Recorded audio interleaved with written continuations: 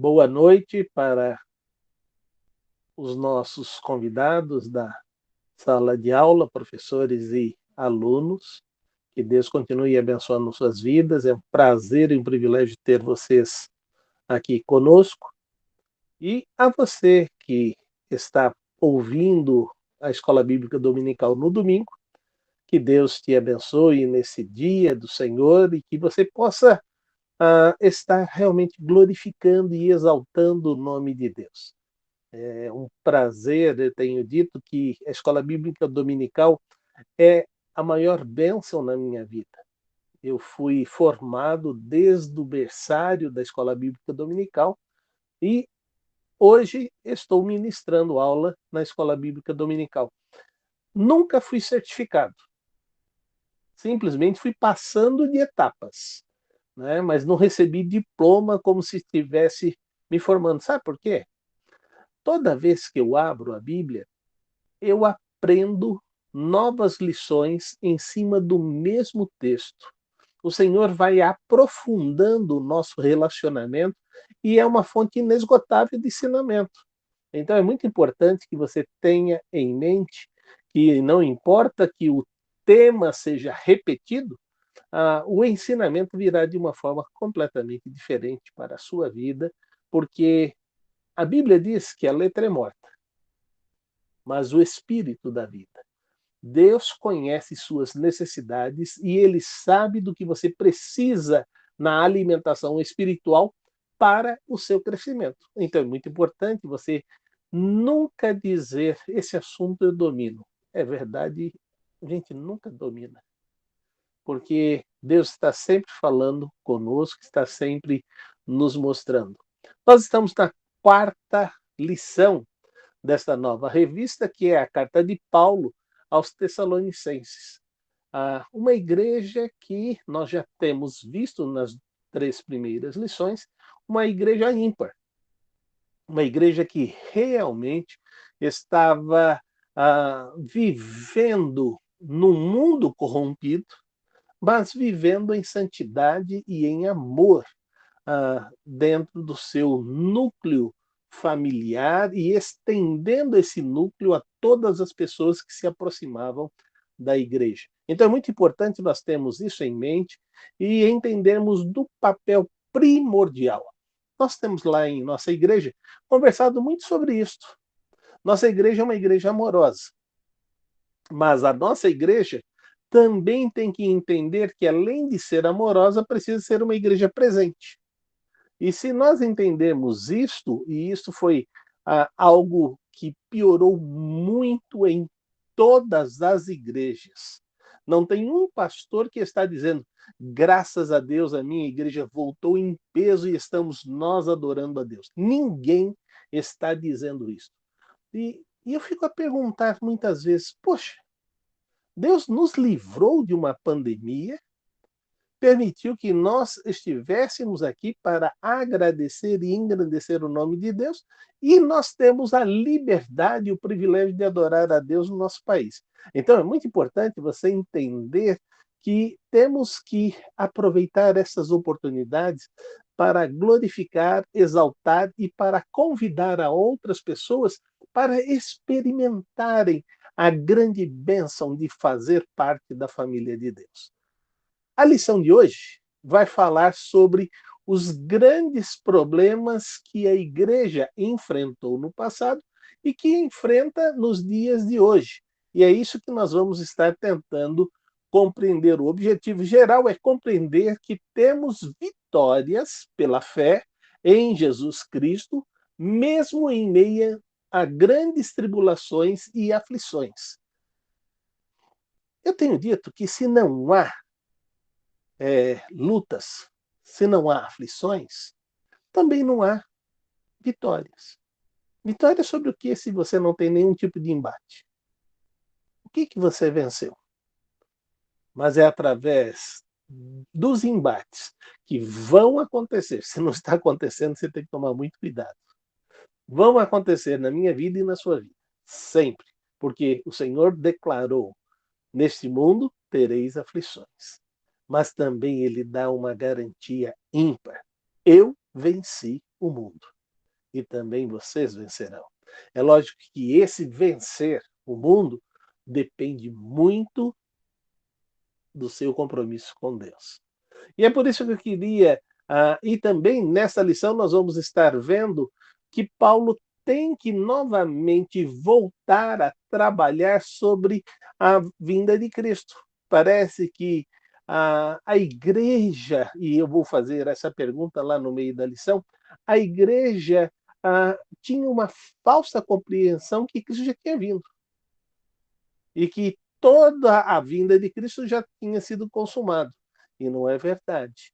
Então, nós vamos trabalhar também em cima desse assunto, nesta lição, para que você possa entender que todos nós precisamos estar atentos aos sinais, mais do que nunca, para que o nome de Cristo seja glorificado em todo o tempo nas nossas vidas. Porque se isso não acontecer, eu posso te dar uma certeza.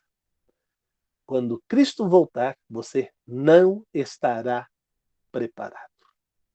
Então, vamos entrar nesse assunto, mas antes vamos pedir a sabedoria de Deus para trabalhar em nossas vidas. Ó Pai, queremos te pedir, a tua palavra vai ser aberta e vai ser explicada. Que o teu Espírito trabalhe nas nossas mentes e nos nossos corações. Dá-nos a tua compreensão, dá-nos a tua direção e que verdadeiramente possamos crescer no conhecimento e não só crescer no conhecimento, mas na dependência de vivermos esse íntimo relacionamento contigo. Fala a cada um de nós. Fala a cada uma das pessoas que terão contato com esse ensinamento. É o que nós suplicamos em nome de Jesus. Amém. Muito bem, eu queria fazer uma pergunta. Você acha que a igreja sofre algum tipo de perseguição hoje? Outra pergunta em cima da mesma pergunta. Você sofre algum tipo de perseguição hoje? Então, abra o seu microfone e trabalhe conosco na sua ideia.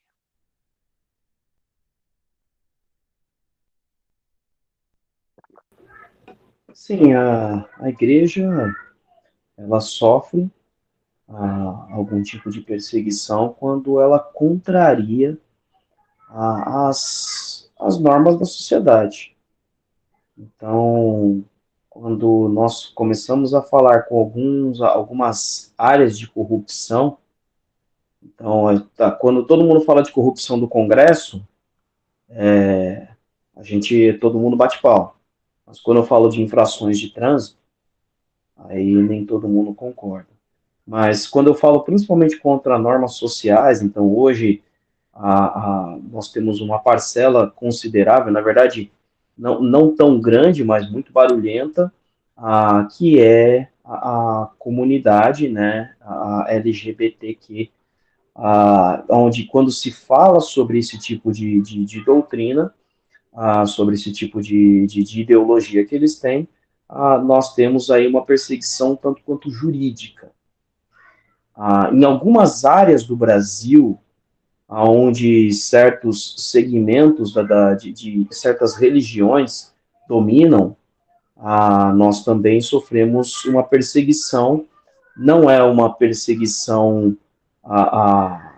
tão violenta, ao ponto de prisões ou assassinatos, mas até algumas violências, sim, agressões, depredação das propriedades da igreja ou de membros da igreja.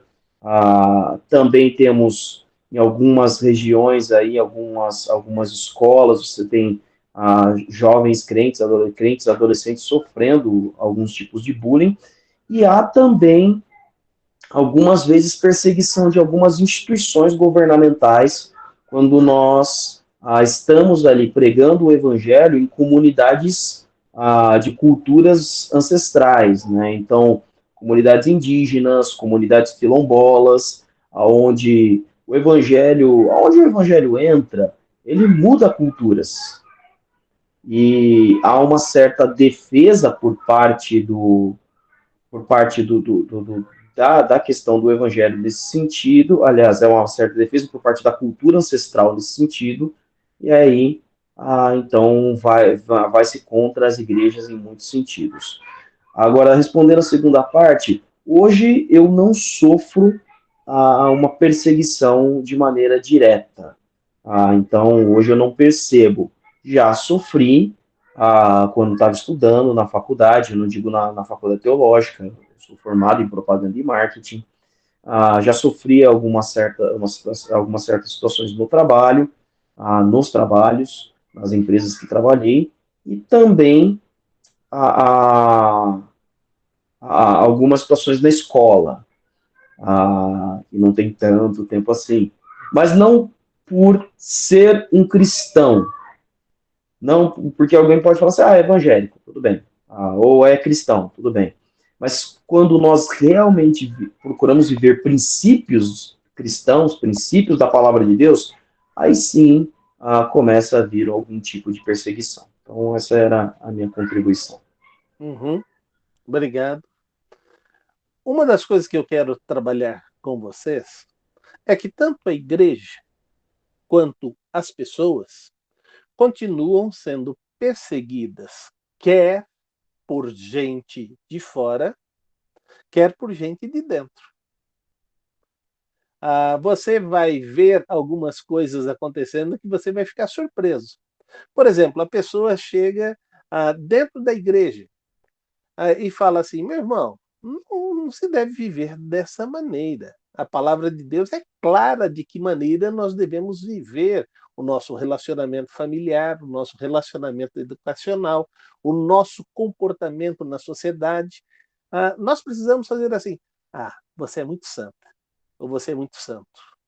Então, as pessoas o tempo todo estão rotulando, dizendo: você é uma pessoa que está fora da curva. E esse é um dos grandes problemas que a gente vê esse tipo de perseguição. E você, então, chegou a tal pessoa, vamos mudar o assunto, porque a gente já sabe que ele não curte a gente falar do que a gente está falando. Entendeu? Então, isso acontece dentro da própria igreja. Quando nós vamos para a esfera de fora, nós vamos ver que nós temos que entender que, sendo luz, onde a luz chega, as trevas se dissipam. Certa vez eu estava entre pastores e se contou uma piada e eu não dei risada. E aí o pastor chegou e disse: qual o problema da piada? É que desde pequenininho eu fui ensinado não tomar o nome de Deus em vão. Então, eu não tomo o nome de Deus em vão e nem apoio e nem dou gargalhada quando se toma o nome de Deus em vão. Eu prefiro até ser surdo do que ouvir uma piada como esta. Principalmente que a gente está aqui num ambiente para crescer espiritualmente, não para ter tipo de práticas como esta. Olha, eu fiquei isolado daquele grupo porque não importava o que eu quisesse me aproximar, depois as portas iam se fechando. A gente tem que entender que isso acontece, não importa onde você esteja. Mas quando você está na sociedade, então, é muito pior esta situação. Então, você tem que entender que por você ser filho de Deus, você é luz. E quando você chega em qualquer ambiente que tem trevas, essas trevas vão tentar impedir que a tua luz brilhe. Por isso que a palavra de Deus diz: rogo-vos, pois, irmãos, pela compaixão de Deus, que apresenteis os vossos corpos em sacrifício vivo, santo, agradável a Deus, que é o vosso culto racional. E não tome a forma do mundo, mas transforme o mundo pela renovação da vossa mente, para que experimente qual seja a boa, perfeita, agradável vontade de Deus. Então, Deus está trabalhando comigo, com você, dizendo o seguinte: Não se amolde às coisas e aos costumes do mundo, mas transforme esses costumes pelo entendimento que eu tenho dado a você pela palavra de Deus. E quando nós começamos a mudar o mundo pelo entendimento que nós temos, verdadeiramente nós nos tornamos luz na vida das pessoas. Abra sua Bíblia em 2 Tessalonicenses. Hoje nós vamos abordar o capítulo 2, não, segunda Tessalonicenses, capítulo 1 e 2, tá? Capítulo 1 e 2 de segunda Tessalonicenses. E eu queria que você lesse, nós vamos voltar a esse versículo depois, versículo 11 e 12 do capítulo 1 de segunda Tessalonicenses.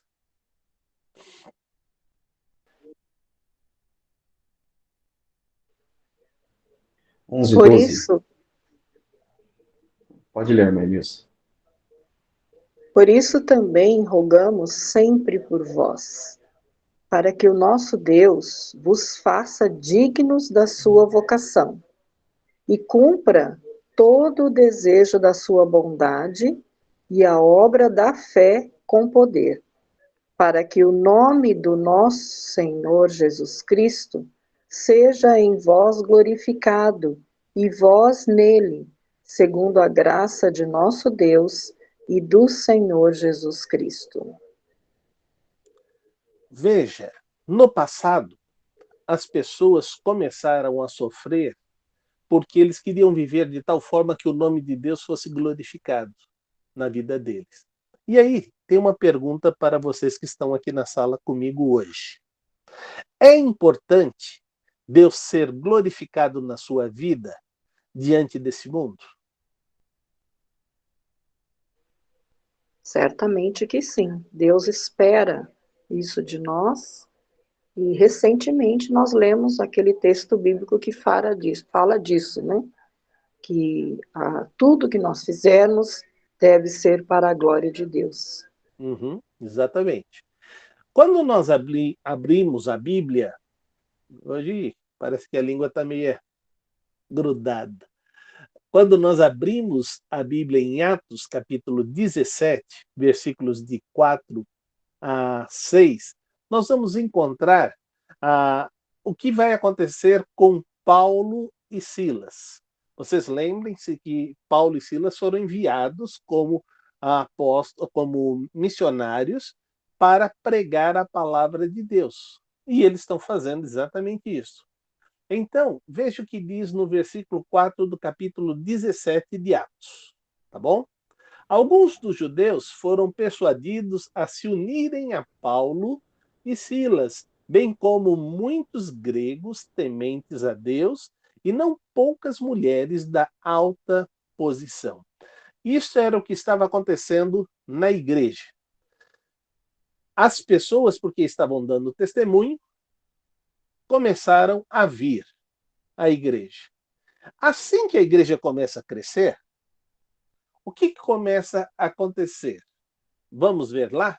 Mas os judeus ficaram com inveja e reuniram alguns homens perversos dentre os desocupados e, com a multidão, iniciaram um tumulto na cidade. Invadiram a casa de Jasson em busca de Paulo e Silas, a fim de trazê-los ao meio da multidão. Contudo, não achando, arrastaram Jason e alguns outros irmãos para diante dos oficiais da cidade, gritando: Estes homens que têm causado alvoroço por todo o mundo agora chegaram aqui. Nesta situação, eles vão ser chamados de cristãos. E é isso que eu quero que você entenda. A palavra de Deus mexe com as pessoas que estão ouvindo. E isto é muito importante. Aproveitando que a Karine está aqui, ela está tendo uma experiência muito gostosa dentro da empresa dela. Ela convidou o pastor Cristiano para dar estudo e ela está tendo a oportunidade de ver os seus funcionários entendendo mais da Bíblia e compreendendo aquilo que Deus espera que eles façam. E isso tem sido muito bom para eles, e eles têm agido em algumas situações de nossa igreja, a, a ponto de que, nesse mutirão, um dos funcionários da empresa veio nos ajudar. E então, nós ficamos muito felizes de vê-lo lá. Só fugiu o nome dele agora. Wilson. Wilson.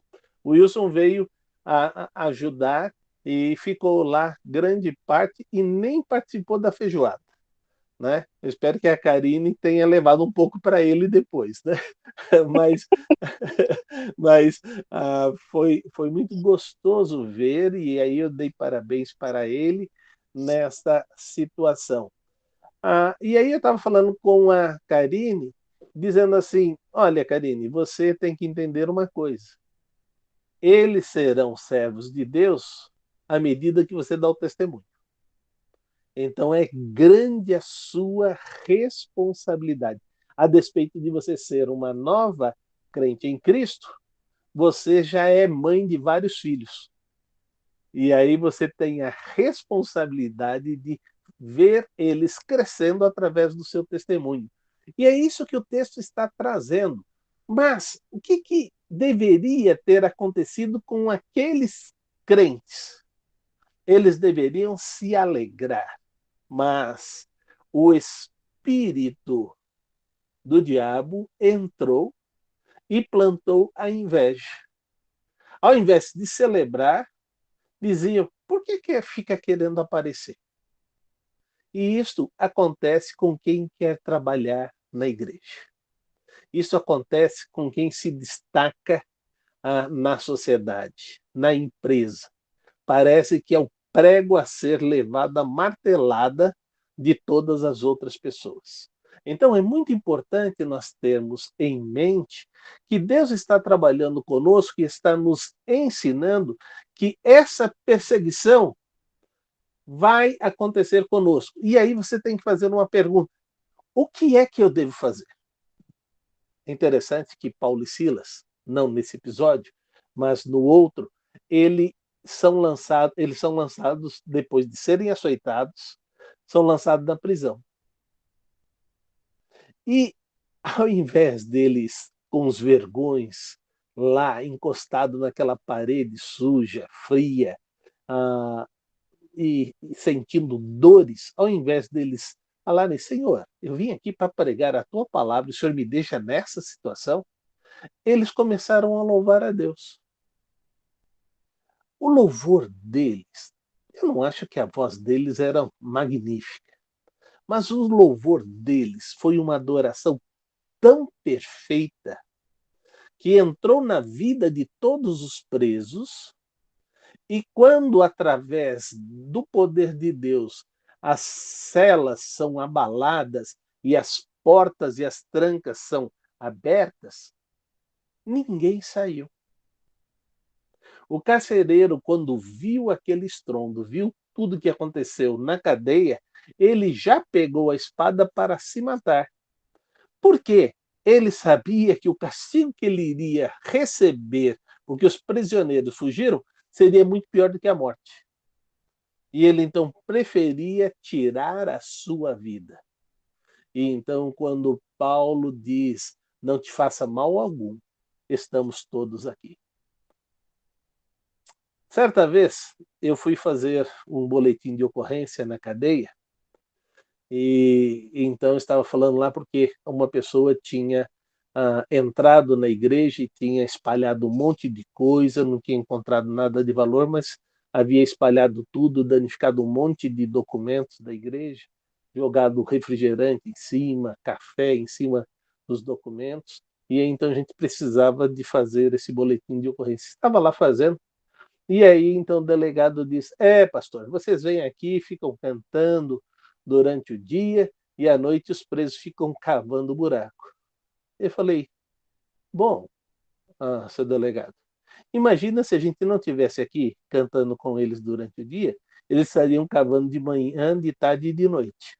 e as fugas seriam muito mais rápidas e você ficaria sem preso aqui, tendo que sair correndo atrás de todos esses presos que ficariam fugindo. Aí ele falou, touché, você acertou na mosca. Eu falei, a gente tem que entender que você está cumprindo o seu papel, prendendo e mantendo eles presos. E nós temos o nosso papel de levar a palavra que, através dela, algumas pessoas vão mudar o seu comportamento. Você já percebeu isso em alguns dos presos? Sim, já vi.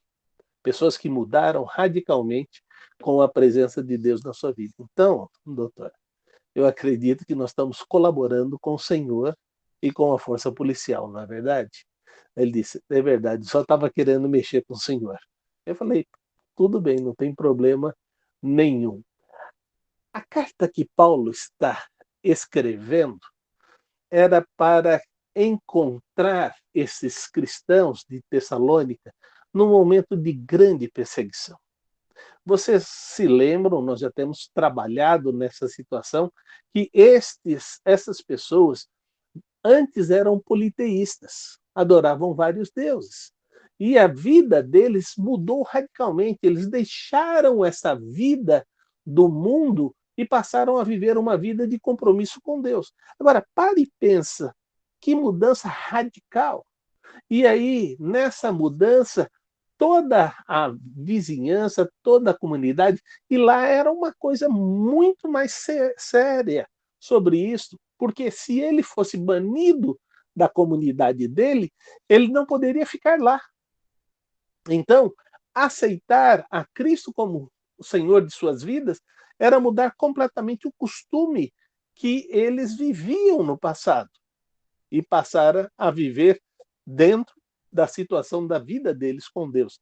Então é muito importante você entender que eles estavam sofrendo perseguições, estavam sofrendo aflições, mas eles estavam se compromissando com Cristo cada vez mais. E isso que é importante nós temos em mente. E agora Paulo está falando com eles e está dizendo o que é que ele faz por eles. E ele começa a dizer, no capítulo 1, verso 1, ele diz assim, em Deus, o nosso Pai e Senhor Jesus Cristo, e a vocês, graça e paz da parte de Deus e Pai do Senhor Jesus Cristo. Irmãos, devemos sempre dar graças a Deus por vocês. Isto é apropriado, porque a fé que vocês têm cresce cada vez mais e muito aumenta o amor que todos vocês têm uns pelos outros. Não só o relacionamento com Deus está crescendo, mas também o amor está aumentando. E aí você tem que fazer uma pergunta. O meu relacionamento com Deus, como é que vai? Muito bom, muito bom. Meu relacionamento com Deus está ótimo. E o seu relacionamento com os outros? Ah, você sabe, né, pastor? Nem sempre a gente pode estar bem com todo mundo, né? É complicado, essas pessoas são muito complicadas. O seu relacionamento com Deus está ótimo e o seu relacionamento com as pessoas está ruim? O texto da palavra de Deus vem dizer: se você não consegue amar a quem você vê, como você pode amar a Deus que você não vê? Não tem como amar a Deus se eu não amo o meu irmão. Então é muito importante você ter isto em mente, que amar é suportar. Amar é suportar. Suportar é ser suporte.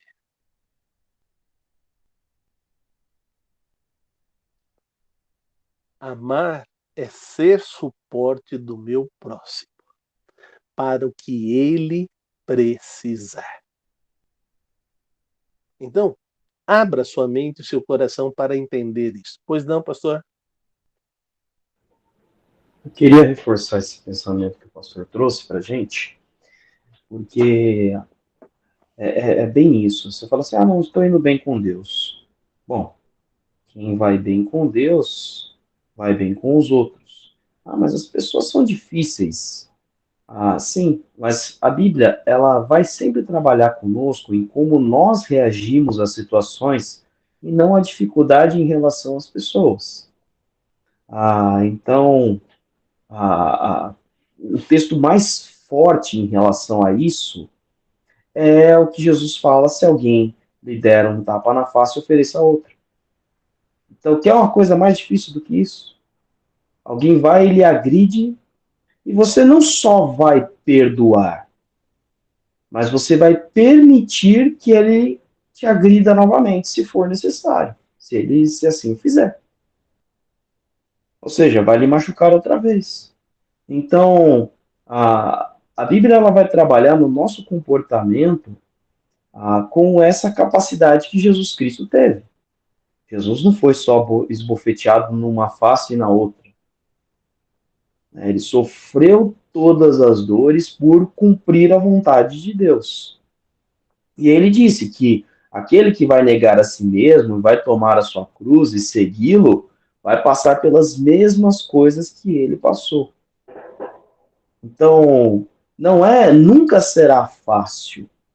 E realmente a gente pode medir a qualidade do nosso relacionamento com Deus em relação ao quanto de amor a gente está demonstrando ao próximo. E o amor ao próximo vai também na questão do perdão quando a gente é agredido, por exemplo. Obrigado, pastor. Gente, querendo dar uma contribuição, faz que nem o pastor. Aciona a mãozinha aí que eu passo a palavra para vocês, tá bom? A participação de vocês é muito importante para a aula que vai transmitir vários ângulos. Então não fiquem só caladinha participando, não. Podem falar à vontade. Mas, começando no versículo 4, ele vai dizer: por esta causa nos gloriamos em vocês, entre a igreja de Deus, pela presença e fé que mostram em todas as perseguições e tribulações que vocês estão suportando. Veja só, diante da pressão, diante da tribulação, diante da perseguição, eles fizeram uma escolha diferente. A escolha que eles fizeram foi de amar mais. Quero dizer que teve uma notícia que eu ouvi na televisão,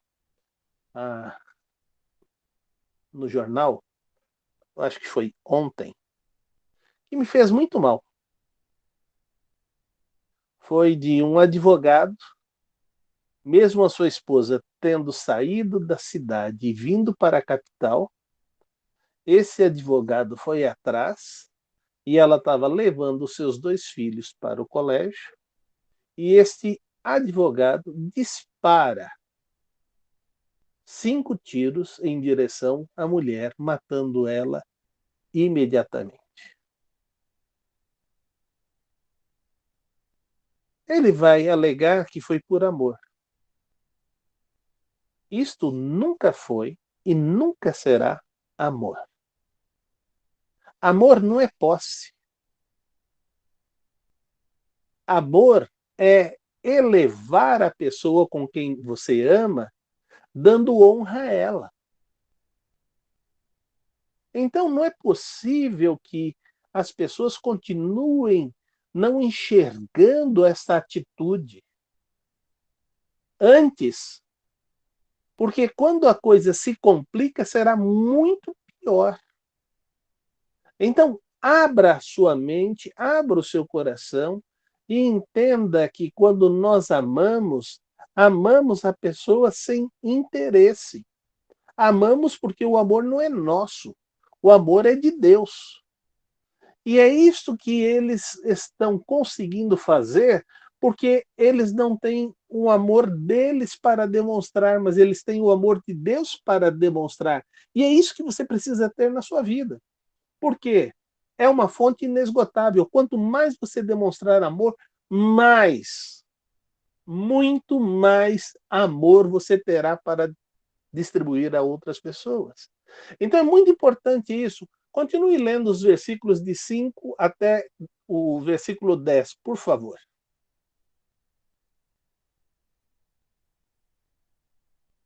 Continuamos no capítulo 1, versículos de 5 a 10. Elas dão prova do justo juiz de Deus, que deseja que vocês sejam considerados dignos do seu reino, pelo qual vocês também estão sofrendo. É justo da parte de Deus retribuir com tribulação aos que causam tribulação e dar alívio a vocês que estão sendo atribulados, e a nós também. Isso acontecerá quando o Senhor Jesus for revelado lá do céu com os seus anjos poderosos em meio às chamas flamejantes. Ele punirá os que não conhecem a Deus e os que não obedecem ao evangelho de nosso Senhor Jesus. Eles sofrerão a pena e destruição eterna, a separação da presença do Senhor e da majestade do seu poder. Isso acontecerá no dia em que ele vier para ser glorificado em seus santos e admirado em todos os que creram, inclusive vocês, que creram em nosso testemunho. Muito bem. A palavra de Deus diz que as pessoas que estão nos perseguindo, Deus é que vai vingar.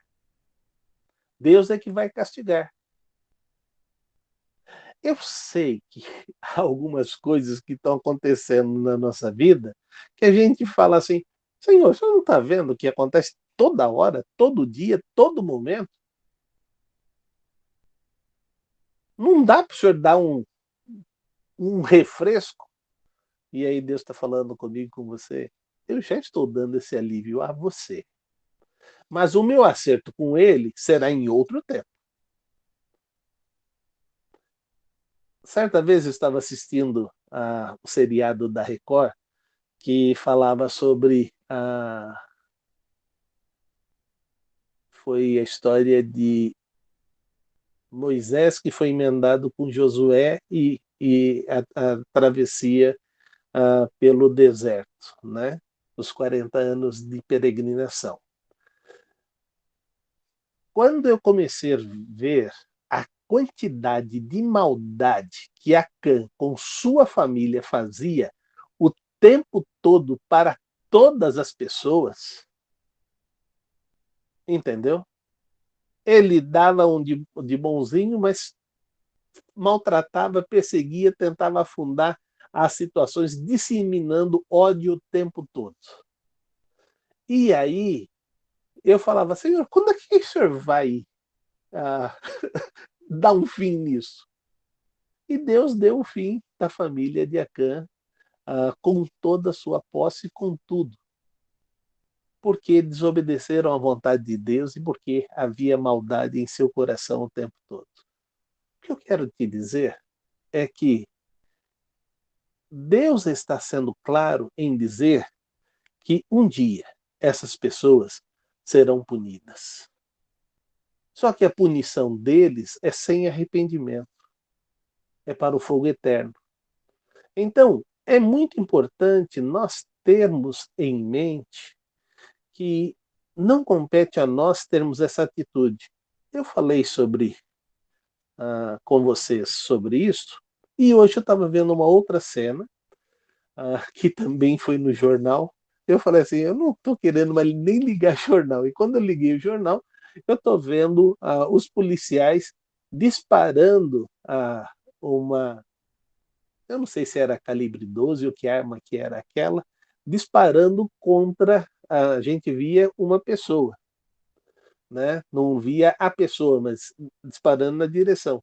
E depois o policial conta a história, que aquela pessoa já havia invadido a casa, já havia ferido a mulher de 63 anos com facadas, Já havia ferido o homem com facada e havia o homem conseguido desvencilhar e subir com o neto para o andar de cima.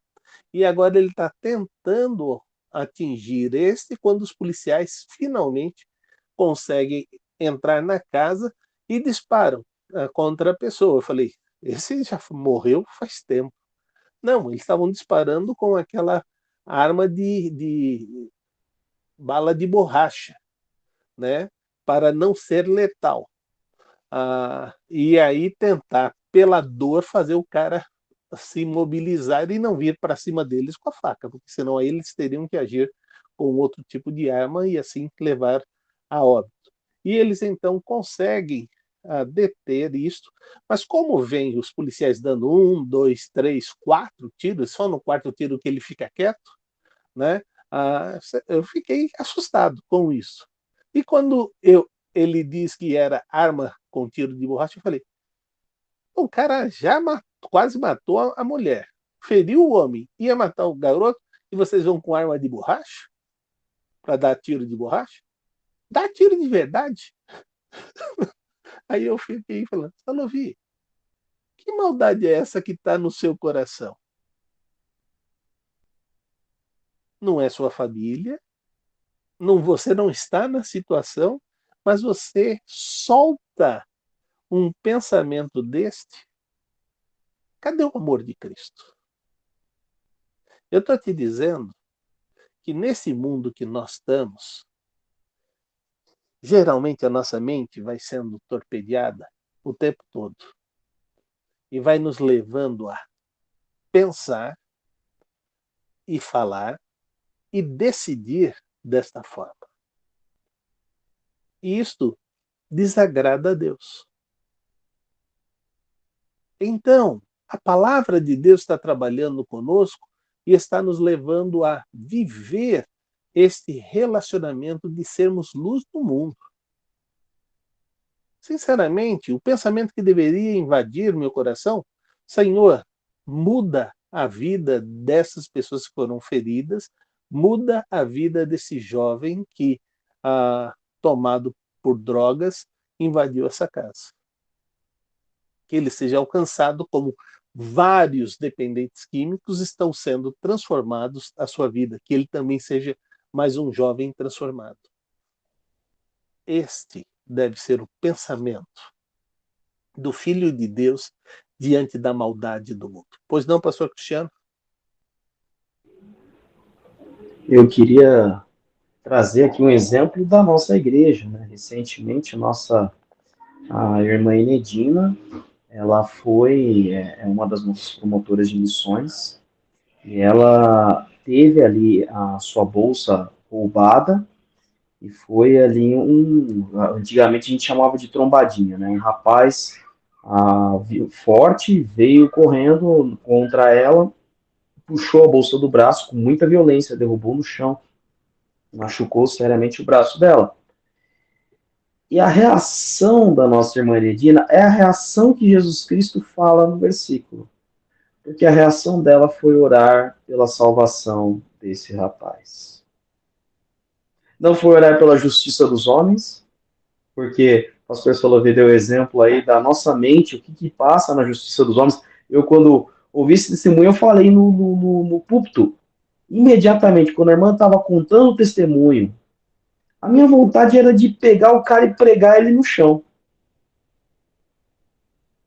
É uma ovelha muito amada, tem a idade para ser a minha avó, então foi esse sentimento que me veio. Mas imediatamente o Espírito fala através da nossa irmã Enedina e fala, não.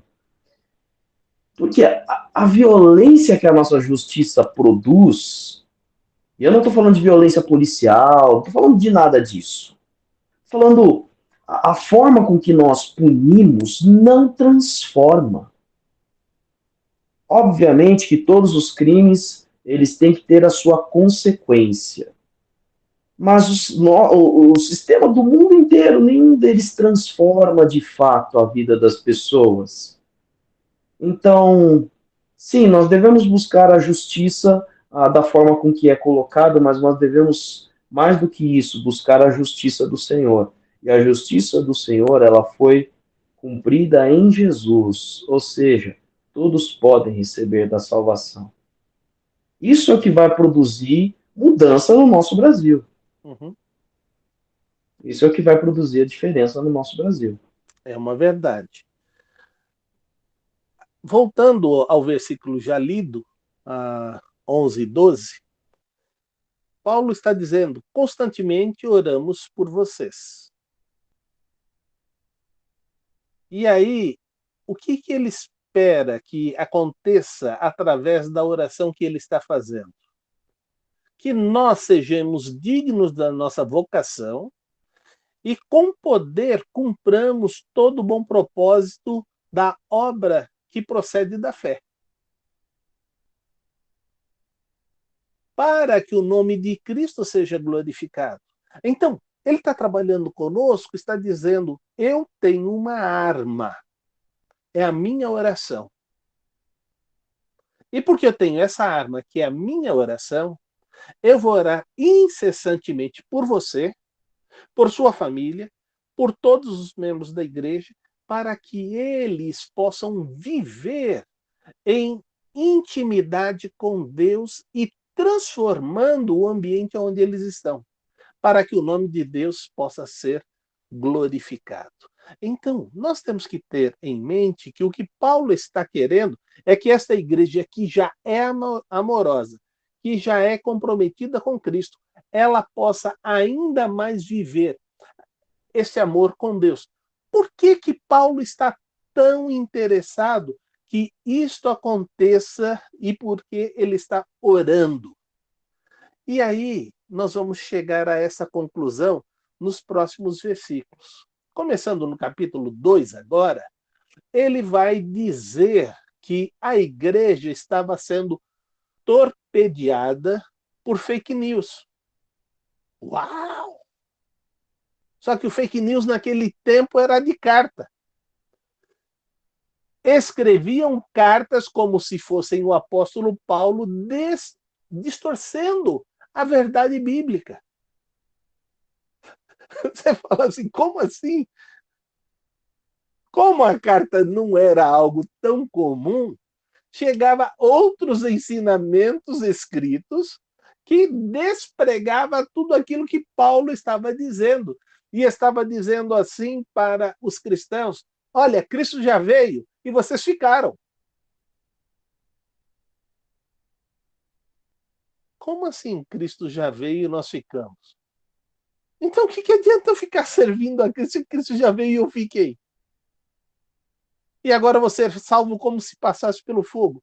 Mas eu nem tive a chance de viver essa vida com Deus.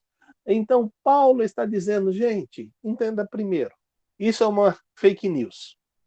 Foi isso que Paulo falou, viu? Só que ele falou na linguagem dele.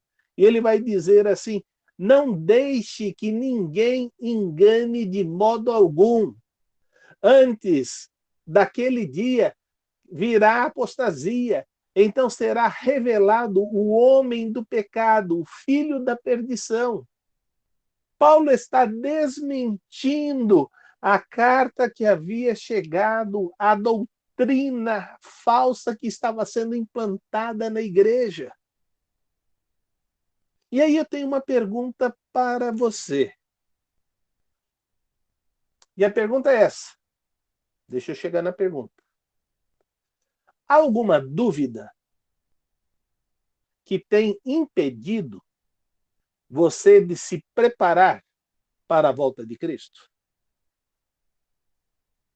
A pergunta ficou complicada? Então vou repetir a pergunta, quem sabe você entenda eu lendo a segunda vez. Há alguma dúvida que tem impedido você de se preparar para a volta de Cristo? Eu estou dizendo com todas as letras que eu nem vocês estão como a igreja de Tessalônica, sendo aprovado na nossa maneira de viver, agradando a Deus em tudo que estamos fazendo. Estou errado? Ou você tem esse mesmo sentimento?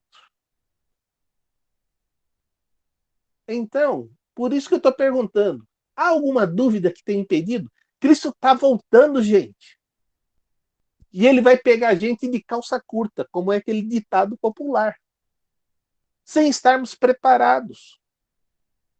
Então, o que você precisa ser esclarecido hoje, nessa aula, para que você tome uma decisão?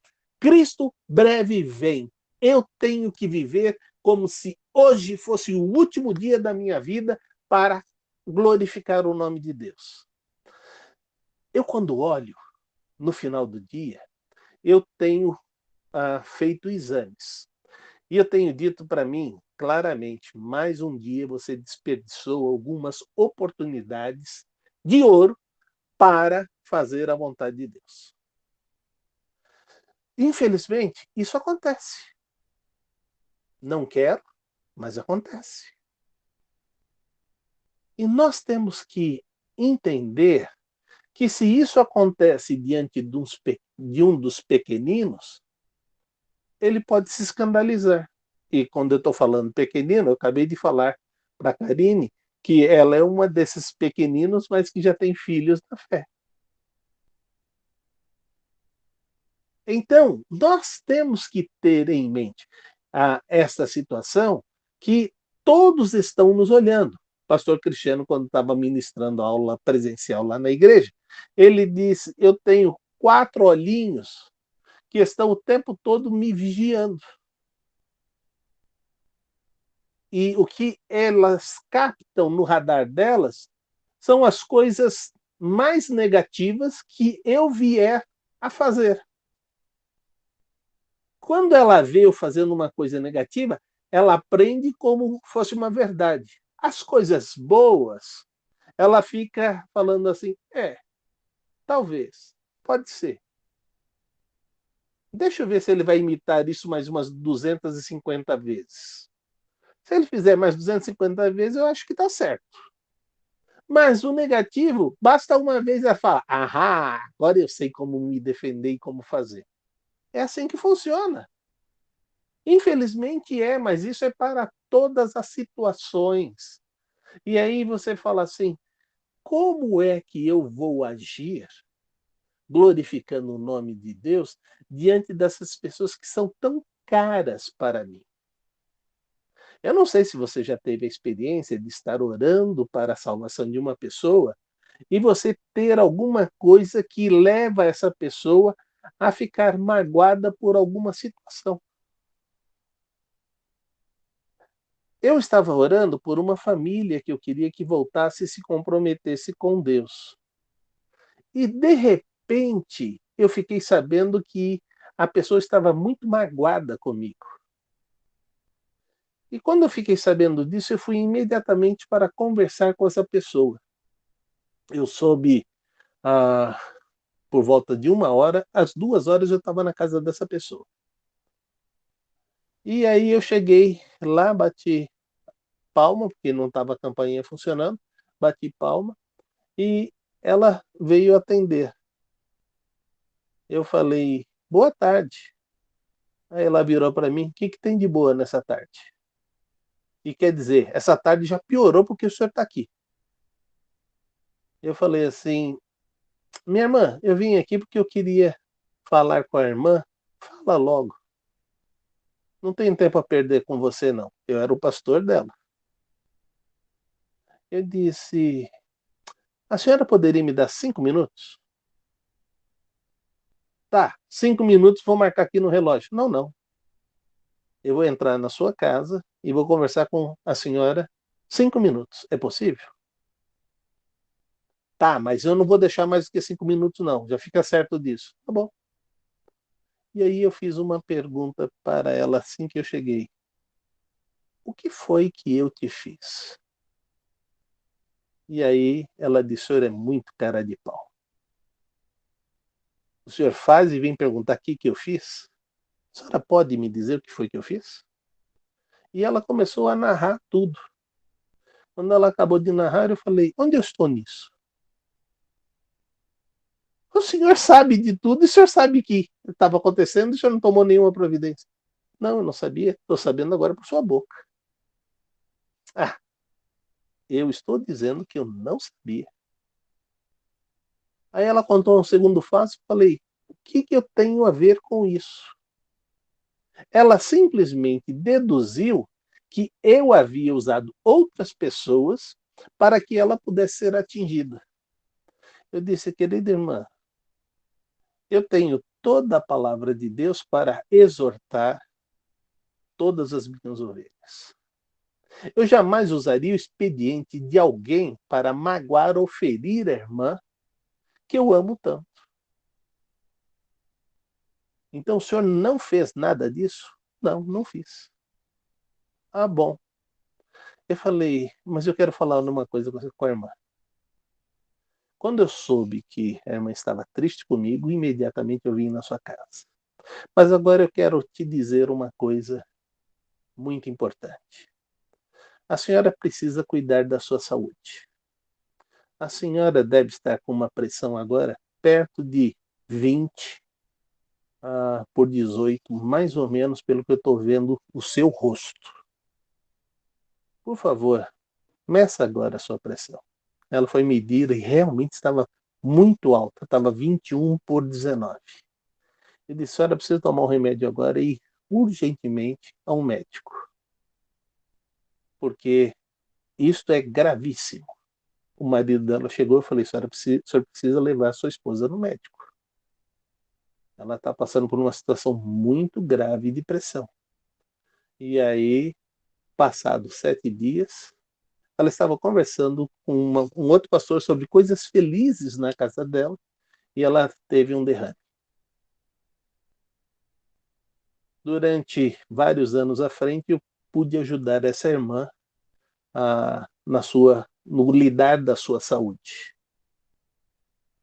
Eu quero te dizer que é muito importante a gente olhar para as pessoas com amor e dar o segundo, dar o terceiro passo, dar quantos passos forem necessários para que a pessoa entenda que você a ama. Essa irmã morreu sabendo que eu a amava, porque eu continuei cuidando dela o tempo todo, a ponto de levá-la ao médico, de levar ao fisioterapeuta, de cuidar de outras situações. A igreja era menor e então eu podia fazer isso pessoalmente. Paulo está dizendo para nós que se nós queremos estar prontos para a volta de Cristo, precisamos viver este evangelho agora. Porque se vivermos esse evangelho agora, Cristo vai vir e nós podemos glorificar o nome de Deus. Então é muito importante isto. Nos versículos, começando no versículo 11 até o versículo 17 do capítulo 2, vamos ver esse texto.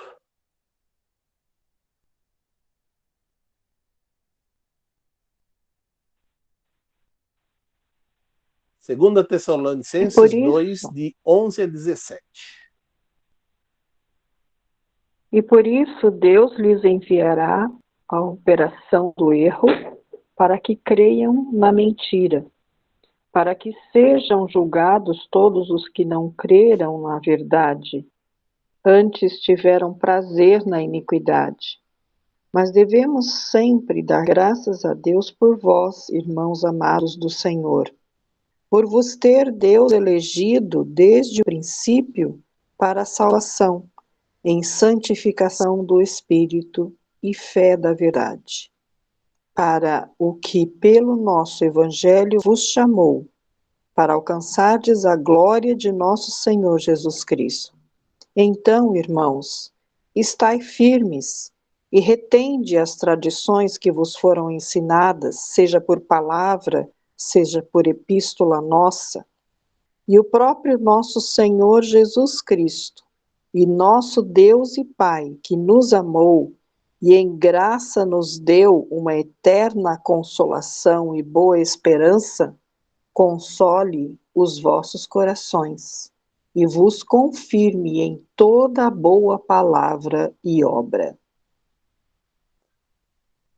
quero usar o que está acontecendo nos dias atuais para a gente poder pensar. Eu não sei se você está concordando ou se você não está concordando, mas eu quero dizer o que acontece quando as paixões começam a invadir nossas vidas. E ele vai dizer assim: por essa razão, Deus lhes envia o poder sedutor, a fim de que creiam na mentira.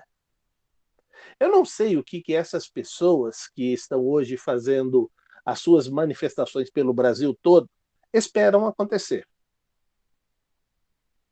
Uma coisa que não vai acontecer é mudar o que aconteceu.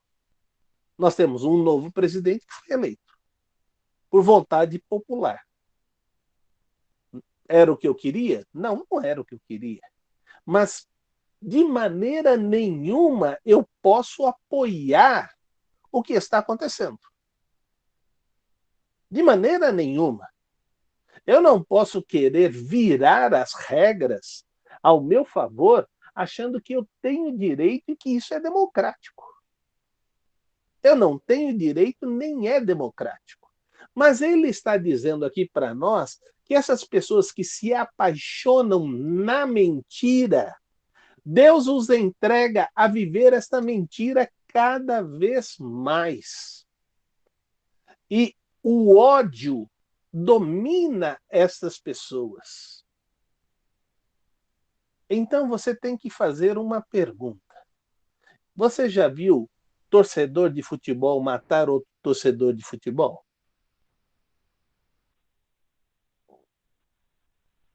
Já foi noticiado isso N vezes. Eles são capazes de marcar pelo WhatsApp encontro de torcida para brigarem. São capazes de fazer isso. E aí vai sair pessoas machucadas. Então, para que serve o futebol? Você gosta do time A, B, C? Vai lá e torça pelo seu time. Ganhou, vibra. Perdeu, chora. Só isso que você pode fazer, você não pode fazer outra coisa. Então é muito importante que também o que está acontecendo, você tinha o seu candidato e você votou, e o outro votou em outro candidato. Foram computados todos os votos e saiu um resultado.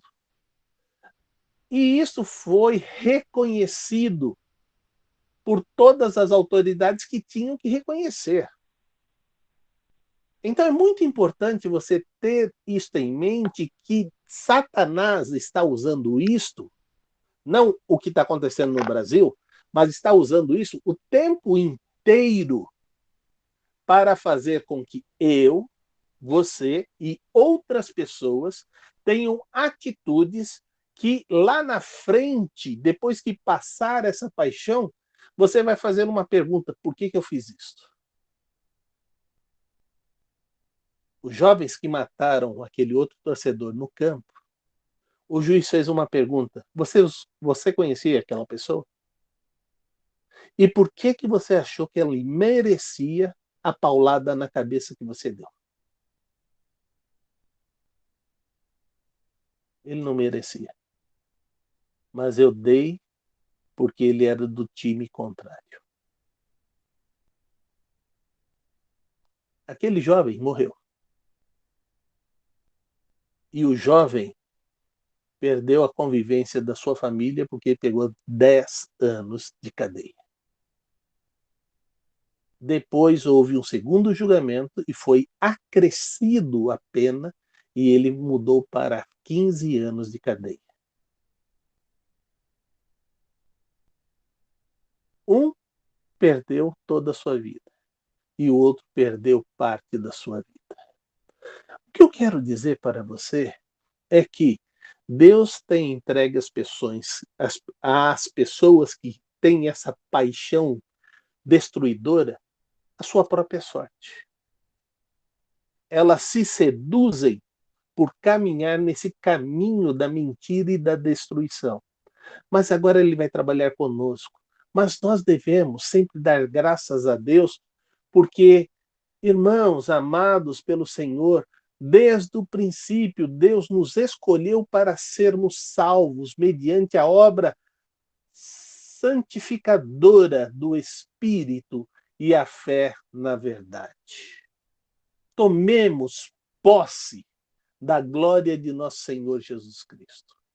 Deus está trabalhando conosco, dizendo: nós somos do dia, nós somos da luz, devemos viver para glorificar o nosso Deus e para fazermos com que o nosso viver nos apronte para a volta de Cristo. Então, queridos, o desafio dessa lição hoje é dizer: o nosso viver deve continuar a ser de luz diante das trevas.